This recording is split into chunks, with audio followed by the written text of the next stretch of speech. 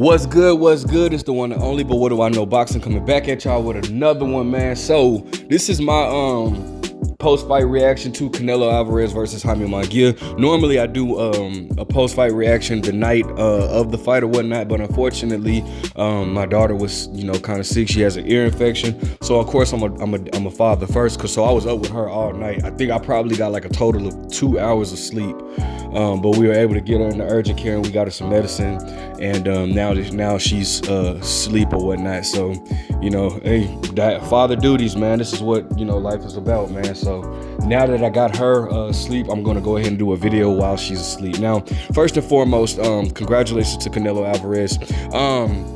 And I want to send a big congratulations to Jaime Munguia, okay? I thought Canelo won the fight probably, I think I had it 9 rounds to 3. One of the judges had it 7 rounds to 5, 115 to 112. Obviously it'd be 115 to 113, but because of the knockdown, it was 115 to 112. I thought that was very, very close. I mean, I had it, actually, I had it 117 to 110. If I said 117 to 111, I mean 117 to 110 because of the knockdown or whatever. But now, I want to go ahead and talk about, first and foremost, let me say this, man. Jaime Munguia, I got to give him a little bit of credit because, he at least he tried to come and win. And that's no shade to my guy, and you guys know who I'm talking about. But the fact is, the facts are facts. I mean, Jaime Munguia actually tried to win. And, I like how, one of the things Jaime Munguia was doing was he started a little quicker. Like Jaime Munguia is not a slow starter, and Canelo is. So I knew, like, hey, Jaime has to make this fight. He has to start this fight quick. He has to keep up a high pace that will make Canelo uncomfortable. And what you do is you throw a lot of jabs. I didn't realize how much bigger Jaime was than Canelo until that fight. So you throw a lot of jabs, in which he did. But the thing is, he allowed Canelo to cut the distance off or cut the range in half and get on the inside. Now, another thing that I did like, and that impressed me about Jaime was the fact that I saw him make an adjustment, and I was actually proud of, because what Jaime would do was he was trying to keep Canelo on the outside, and then Canelo was cutting that distance or whatnot. Jaime was like, he would get on the back foot, and that's not what you want to do with a guy like Canelo, and Canelo would cut the distance. But then I saw Jaime try to smother Canelo on the inside or whatnot. I'm like, okay, Jaime's trying to make adjustments or whatnot. I'm liking that. Like, I love fighters that try, at least, even if you can't make the adjustment properly, if you show me that you're trying to make an adjustment, that lets me know, like, okay, you're a smart fighter. And shame on me for not giving Jaime that credit. I thought Jaime only knew how to fight one way, but Jaime at least tried to make an adjustment. It wasn't there. It didn't work. It didn't work for him. But at least I saw him try to make that. So I got to give Jaime full credit, okay? But the thing about it was, Jaime, he was just there to be hit, man.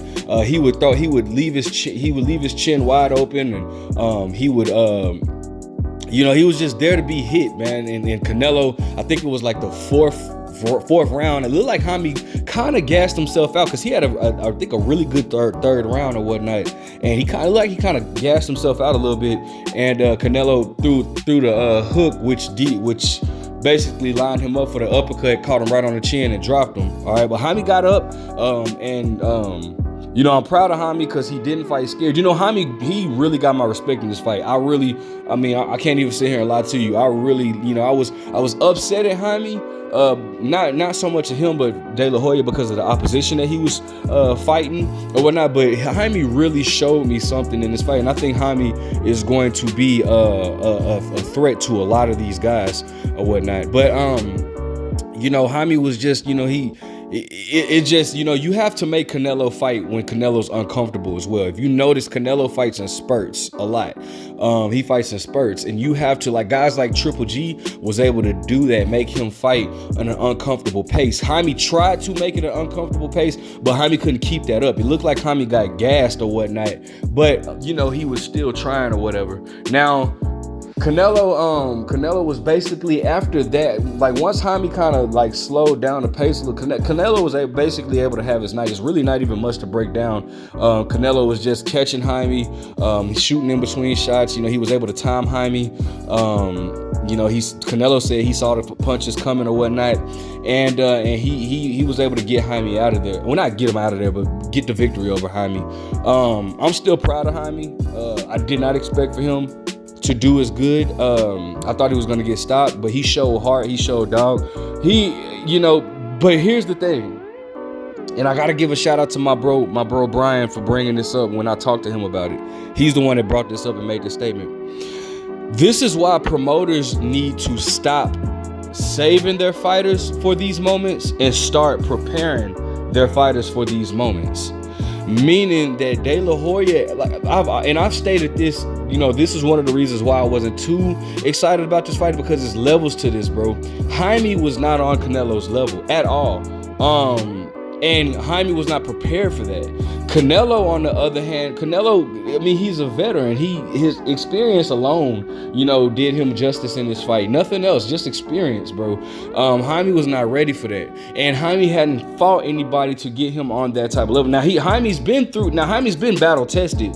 We can't say that Jaime hasn't been battle tested. He's been battle tested against Sergey Derevyanchenko. But the thing is, bro, Jaime has not been on this level. He's not been prepared for this type of fight due to lack of great opposition. Jaime has not fought any great oppositions or whatnot. So with that being said, Jaime, Canelo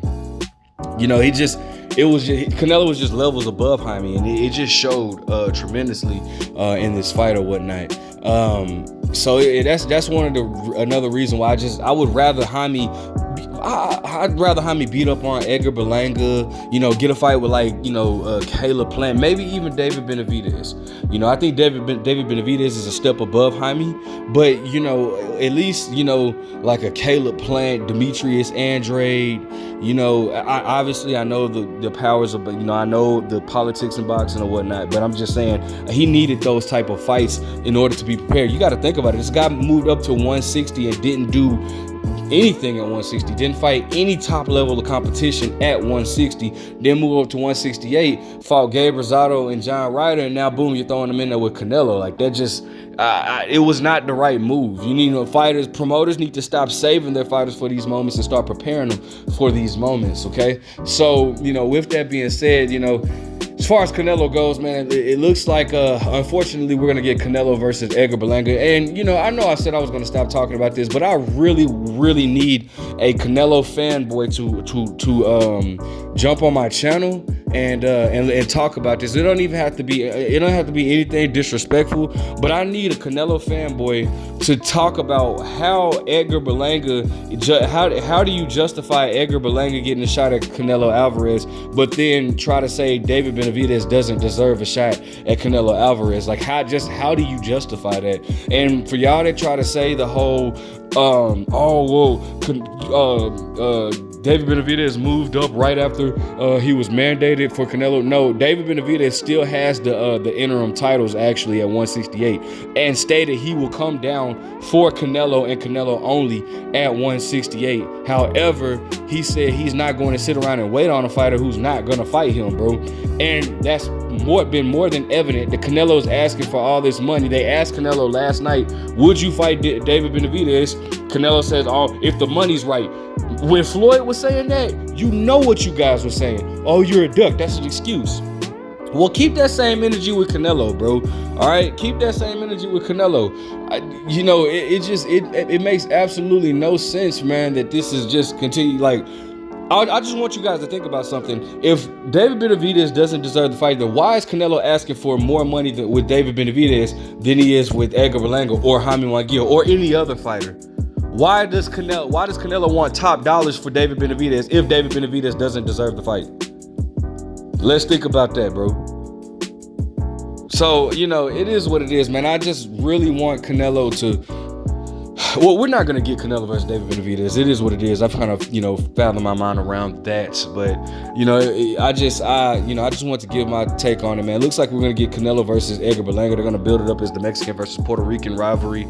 Whatever, man. I don't care about that fight at all. That's a bullshit fight. I mean, I think Jaime Munguia is more warranted of a fight with Canelo than what Edgar Berlanga is. Like, and I didn't think Jaime Munguia was ready for a Canelo Alvarez. So that tells you what I think about Edgar Berlanga stepping up to fight Canelo Alvarez after literally not fighting nothing but DNC level fighters. Okay.